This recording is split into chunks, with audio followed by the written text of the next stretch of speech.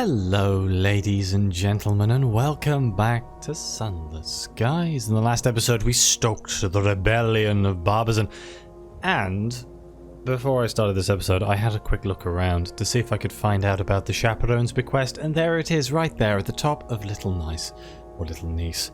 So I do feel slightly stupid, but let's do that before we jump out of here. A chaperone at Parliament asked you to deliver a bequest here. In order to reduce the term her family needs to serve at Barbazan, the governor's staff, and all this sort of thing, you are directed to a modest desk in a confined office in a shabby corner of the mansion. A brisk secretary greets you and offers you tea. A formality, not a genuine offer. The chaperone's jeweled eye is heavy in your pocket. I can either deposit the eye as requested. The secretary seems disappointed. Time is more valuable than coin here. Or we can keep it and cover our tracks. No one needs to know. I'm not that dishonest. Let's deposit the eye and see what happens. He examines the artificial eye critically. We'll have to get it professionally assayed, of course. Its market value will determine the amount of time by which service can be reduced. At that point, the resident in question will have to decide how the reduction will be divided among them. If a dispute occurs, the cost of legal resolution will be deducted from the value of the bequest. He drops the eye into a drawer. We'll take care of it. She completes the stamp and stamps. She completes and stamps an elaborate series of forms and hands them to you. They are labyrinthine and baroque, exactly the sort of thing you could use to befuddle some overworked junior official. Interesting. I can use those to further the revolution, but my actual plan for today is I think we should go back to Parliament. The real question is, can I buy supplies here? I cannot. Okay. Can I buy supplies at the floating parliament? I can. Wonderful. Let's go and do that. And hopefully we don't die in the process. We should have enough supplies to get us there. I'm going to go down south and go round, I think. We're going to go round this way to see if we can find a path. Please no guests. I know there are guests by the floating parliament, but just one episode without me having to come across some guests. That would be really nice. The ship is in pretty good repair. It's not broken or anything, which is quite nice. We still need to go to the Well of the Wolf as well. That's something that's in the back of my mind. We need to deliver the Deviless some supplies. Oh, some fuel. Nice. Would have been nicer if it was supplies, but you know what? I'll take free fuel.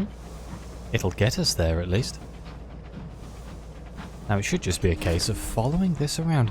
This is an unloved span of sky. Yes, this is the dusty part if I remember correctly. Oh look, we can go past the Tower of Chimes. Oh, what's left of it anyway. I have been spending more time in the Tower of Chimes in Fallen London because of the whole parliamentary thing in the House of Chimes. It makes me smile. I think it's an exceptional friendship thing, but it's very funny. Where you get to make votes on how things change. You get different buffs. Listen, a crewman hisses. It's good luck if you hear him chime. It's a valid point, actually. Why aren't you bonging? Where's my Big Ben bong? Colour me surprised. I have become used to the sound of Big Ben. Not that I have I ever actually heard Big Ben bong? Like, in person? I don't think I have, you know. Uh-oh, cantankerate. Oh god! Ow! Bloody thing!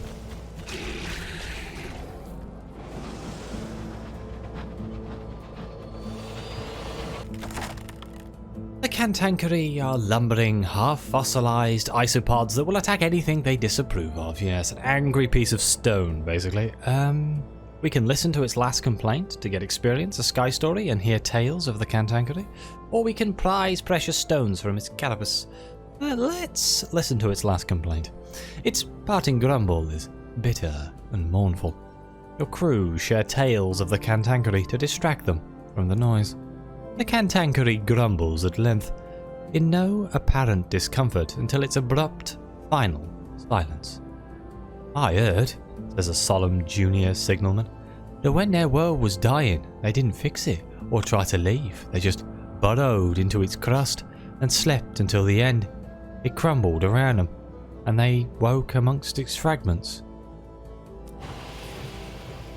Makes sense. I would like to know where the Cantankerry actually come from. We did take a bit of damage there. We also used up our last box of supplies, so hopefully nothing nasty happens. I really hope there isn't discontent among the crew right now, because that would be very annoying. And we all know how it normally goes. There's that one drunk crew member who just constantly wants brandy. And we made it. Wonderful.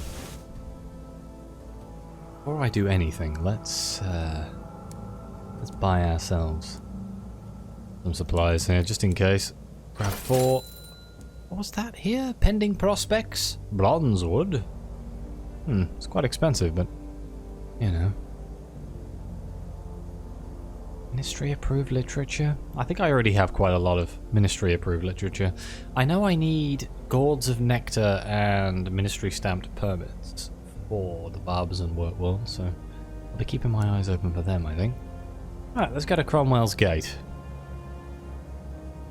Can I go to the People's Perpetual Protest? I can enjoy a scone on the lawn to reduce our terror. Nothing can go wrong while enjoying an only slightly stale bun. Your aunt examines the scone with professional distaste. I suppose one shouldn't complain, she mutters, but marches off to have a quiet word with the baker anyway. You eat the slightly stale scone, complete with lashings of jam and clotted cream. To the Palace of Highminster. So we can now enter the House of Commons because we have a ministerial appointment. So let's go in there. A pair of particularly tough claymen guard the entrance. They never blink. Only ministers and MPs are permitted through this entrance. The wheels of government continue to turn, but its halls have seen better days. Most are green-tinged from decades submerged in the stolen river during that unusual historical interlude when London was stolen by bats. Water still drips from unseen reservoirs of damp. Even so, the house remains a hive of favour trading, drinks promising, and constant debate can take over the Department for Albion Affairs. The loquacious civil servant strides up to greet you. Ah, Minister, right on time. The loquacious civil servant glides through the labyrinthine house with an ease it took a career to acquire. This way, Minister. Do step over the drunks in the hall. Journalists, you know. Old habits die hard. Ah, here we go. Your new dominion. He pushes open the door. Your new department's carpeted floor squishes underfoot. Almost nobody glances as you enter. You are, after all, just the next minister in a long chain of distractions to their work.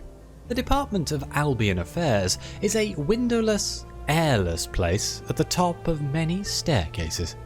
Outside your tiny office, a small regiment of clerks led by the loquacious civil servant busies itself with reports and paperwork, then carefully files it all away in an elaborate system designed to ensure nobody ever sees it again.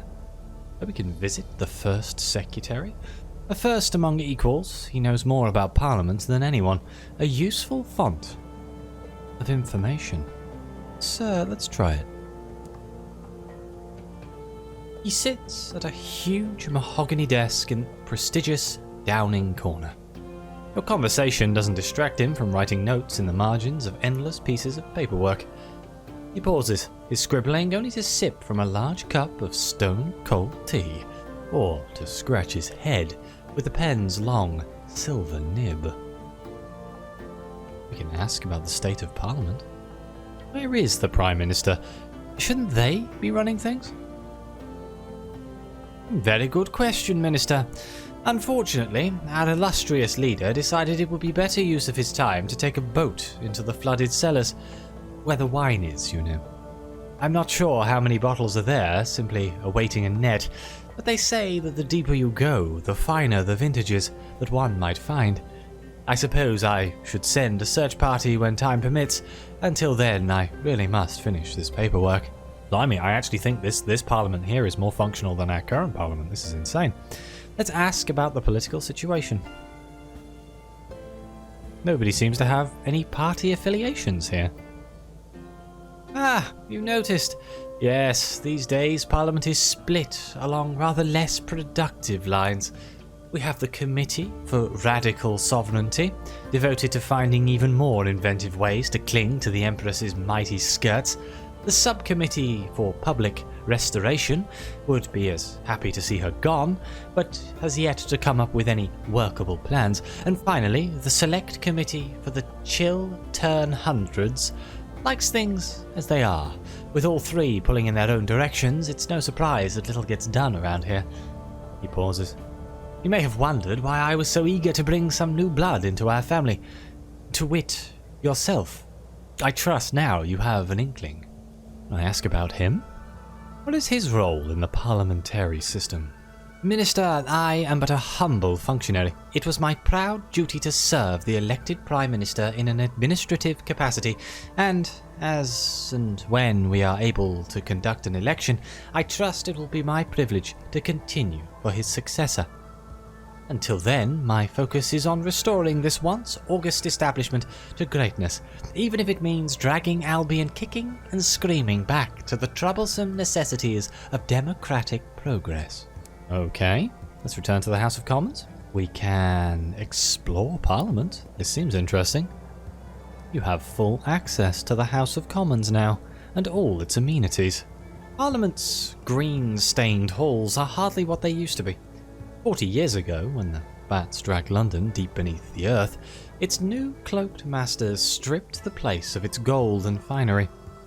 Only the two houses themselves, the Commons and the Lords, have been properly refurnished. Everyone else makes do.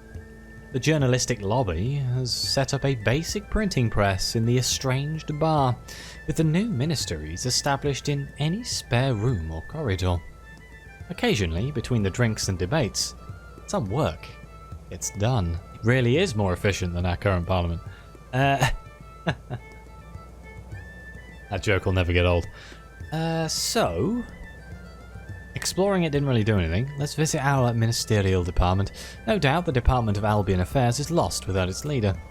We can consult the loquacious civil servant. What is your role here? Exactly. Minister, the traditional vocation of both this office and one in your esteemed position is to take up the duty and indeed burden of establishing and integrating new legislation of a beneficial yet cost-effective nature for the pan-Albion citizenry, with a twin focus on problem elimination and controversy avoidance paradigms. The greater efficiency we demonstrated this, at least on prima facie basis, the greater slice of the budgetary pie will be allocated to our department, and the greater parliamentary status you personally, Minister, shall enjoy. With ascendancy comes reward, minor ones. As ministerial salaries are currently primarily a barter-based economy for beverages of noted alcoholic form due to a most regrettable budget shortfall in non-functionary related positions that are typically compensated through prestige. However, he adds, less than enthusiastically, I do understand that parliamentary envoys at Her Renewed Majesty's most celebrated throne enjoy some budgetary flexibility to reward completed law-related projects, in gratitude for the demonstration of their continued purpose and presence at the moderate to highest levels of government. He smiles a thin, tight smile. I believe that covers the basics. I can give you the longer version if you would prefer. And here is the short version here relating to the numbers. Make laws. The more laws you pass, the higher your status. We can't afford to pay you. Exchange laws for sovereigns at the throne of ours. What a job. So we can make a law. Let's go. Time to get to the business of government. You can learn the will of the people at ports around Albion and the Reach. Bring it here to be the foundation of a new bill. You will be working on this bill for a week and unable to leave until it is passed or rejected. It is Monday. The week begins with endless meetings. You are spared the most tedious of them. The loquacious civil servant explains that in matters of government policy, ministers tend to be more of an unfortunate necessity than a boon. The loquacious civil servant consults the latest opinion polls. This is indeed a courageous law, he comments, in a tone usually saved for a particularly unfortunate eulogy. Okay, every day you get one action to try to boost your bill's political capital. The higher this is, the better its chances of passing at the end of the week. So we can deliver a stirring speech in the House of Commons. You will convince them in advance that this bill should be law. We can dig up dirt on a rival MP. An ambitious orator has set his sights on you. He must be dealt with. We can intimidate the backbenchers. They squabble so. Let them put their voices to good use. We can scare the House with a tale of terror. Fear has always been one of the best political motivators. Or we can take a new law, which we can't do just yet. Let's deliver a stirring speech. I think everything's 100%, so... You appeal to their patriotism. You stir their souls. You paint them a picture of a better world, where, necessary, you even talk about the actual bill. It's Tuesday. Your secretaries busy themselves assembling the necessary paperwork for a week of intense legislation. The loquacious civil servant consults the latest opinion polls. Still a courageous law, huh? Okay, well, let's intimidate those backbenchers. They do nothing but cause trouble. A careful series of threats and bribes does your dirty work better than you could have hoped. The yapping hordes eat up your words and agree to support you. Alone, there may not be enough to push your agenda through, but it certainly won't hurt. Current polls indicate that only a fifth of Parliament supports your bill. Okay, it's Wednesday. Huge piles of paperwork await you in your office. Fortunately, you have civil servants to handle that for you. The loquacious civil servant dispatches a secretary to check the mood of the House, who returns looking less than convinced. Ah, at least we have your back, Minister. Right. Let's go with another stirring speech. We appeal to their patriotism. A third of Parliament supports my bill now. It's Thursday. Slowly but surely the new law is taking shape. I believe we are starting to see some success, reads the loquacious civil servant's latest note. Whatever you are doing, I highly advocate its continuation and or escalation, to be deleted as appropriate and with the greatest possible respect. We can attempt to clear out the competition if your opponents don't make the vote. That's hardly your fault. Or we can call upon the chief whip. They say the term used to be metaphorical, but these are modern times. Let's attempt to clear out the competition. Nothing clears out the house like an all-expenses-paid trip. Oh no. You carefully choose your lucky winners, who are, coincidentally, the most likely to disapprove of your bill. Most are so excited about the trip, they fail to notice the lack of a return ticket. A fine bonus. Current polls indicate that just under half isn't good. It is Friday. The first draft of the new law is complete. Civil servants doze on their desks, eyes red raw from too much late working by candlelight. The loquacious civil servant has good news. Minister, I have it on good authority that the House is seriously consider backing your new law. Of course, you did not hear it from me in anything other than the strictest, most actual sense of the word. Right, so we can seek a celebrity backer for the bill. There must be someone who will put their famous face next to it. We can conduct a bribery campaign. The best part is that it's such accepted corruption. You can put it on expenses. We can... Oh god.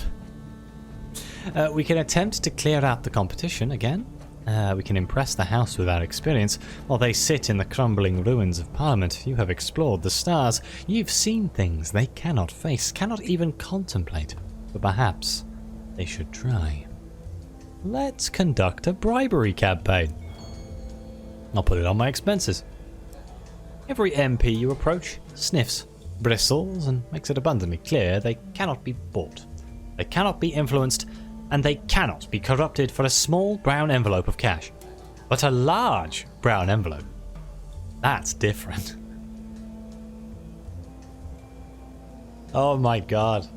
I love this so much. I don't know, I'm enjoying this far too much.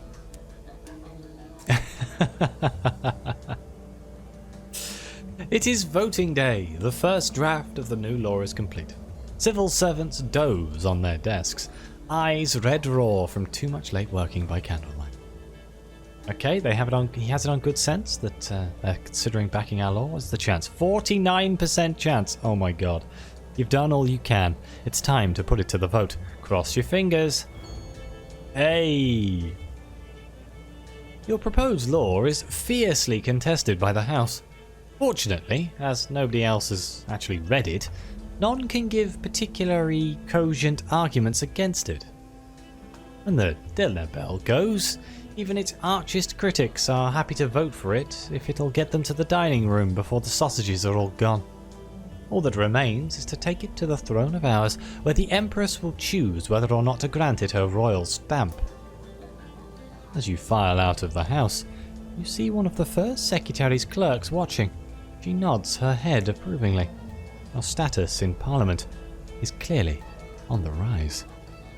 Every time you successfully pass a law, the House of Commons becomes wiser to your tricks. Succeeding will get harder each time. Head out and gather another example of the will of the people to begin passing a new law. Ooh, a cabinet reshuffle. You are transferred to the Department of Outreach. And we have listened to the will of the people. How do I begin making a new law? A simple matter, Minister, oozes the loquacious civil servant. Those around Albion territory, which is to say Albion herself and the more civilized corners of the Reach, will often present themselves upon your arrival with their problems and little requests. Listen, return here, and your humble servants will put the wheels of government into motion. Okay. Well, I think after our little trip into Parliament there, I shall end the episode here. I hope you enjoyed our little foray into parliamentary politics. I enjoyed it quite a lot, but then I find it all rather entertaining. Please like, subscribe, let me know what you think. Your comments are greatly appreciated. Thank you again to the members of the channel. It really does help me. And all the supporters on Ko-fi and Twitch and everywhere. It really does mean the world to me. And as always, I'll see you next time.